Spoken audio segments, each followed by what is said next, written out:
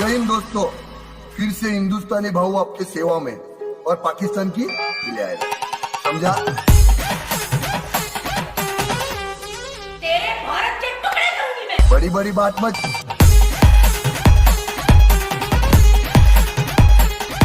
सोचना पड़ता है रे, कौन सी गाली देने का सोचना पड़ता है मेरे को। कैसा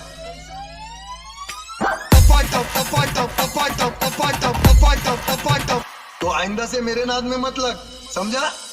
पाकिस्तानी कलाकारों का अगर बहिष्कार किया तो मैं देश छोड़ दूंगा।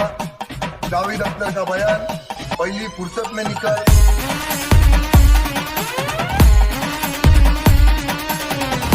यार ये बंगार की शक्ल के तेरे बाप को भूल गया क्या?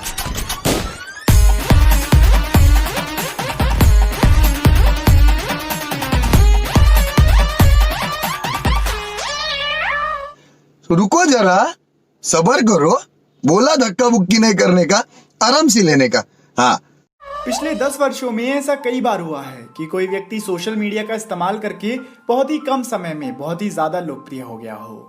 लोकप्रिय होने की वजह या तो कोई कॉमेडी वीडियो हो सकती है या फिर देश की जनता को मैसेज पहुंचाती वीडियो।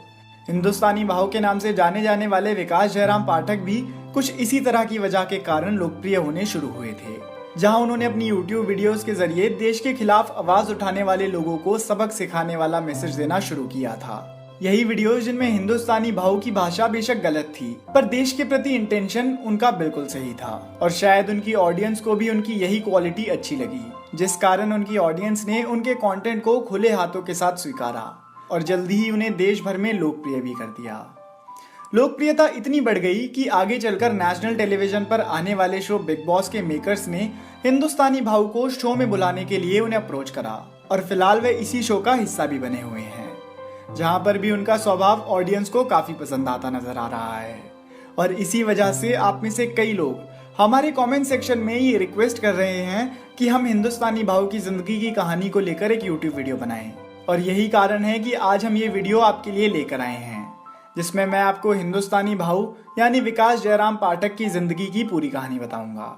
हिंदुस्तानी भाव की जिंदगी की पूरी कहानी जानने के लिए इस वीडियो को अंत तक जरूर देखिएगा। विकास जयराम पाठक का जन्म 7 अगस्त 1983 को मुंबई में हुआ था।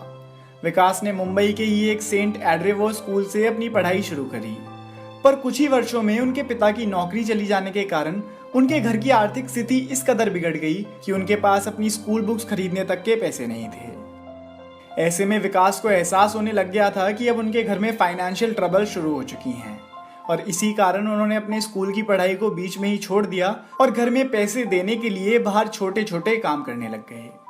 उन्होंने अपने एक बड़े दोस्त से कहा कि वो उनके लिए कोई छोटा मोटा काम ढूंढ दें, और इसी के बाद उन्होंने एक जिम खाना में बॉल बॉय का काम करना शुरू कर दिया, जिसके लिए उन्हें दिन के 20 रुपए मिला करते थे। जब स्कूल का समय खत्म होता था तब भाऊ भी जिम खाना से अपने घर आ जाया करते थे और अपनी माँ के हाथ में वो 20 रुपए थमा दिया करते थे। वो इसी समय तक घर इसलिए आ जाया करते थे क्योंकि वो नहीं चाहते थे कि उनकी माँ को पता चले कि वो स्कूल जाने के बजाय काम पर जाते हैं। दोस्तों, मैं आपको बता दूं कि इस समय पर विकास की उम्र सिर्फ 12 वर्ष के आसपास ही थी। स्कूल से आने के बाद विकास अपने घर से खेलने जाने का बहाना देकर निकल जाते थे। अपने घर के हालात कैसे हैं ये जानने के कारण विकास खेलने नहीं जाते थे, बल्कि उस समय एक लेडीज बार में छोटू का काम किया करते थे। इसी संदर्भ में मैं एक कवि की लिखी हुई एक बात कहना चाहता हूँ। किसी ने क्या खूब कहा है कि ये जो बार और ढाबों में छोटू होते हैं ना, ये अपने घर के बड़े होते हैं। टेबल साफ करने से लेकर खाना सर्व करने तक का काम उस बार में विकास ही किया करते थे, जिस कारण लोग उन्हें वहां 10-20 रुपए टिप भी दे दिया करते थे। इस तरह से विकास ने बाहर की दुनिया को जानना शुरू करा। समय के साथ साथ उनका काम भी बदला।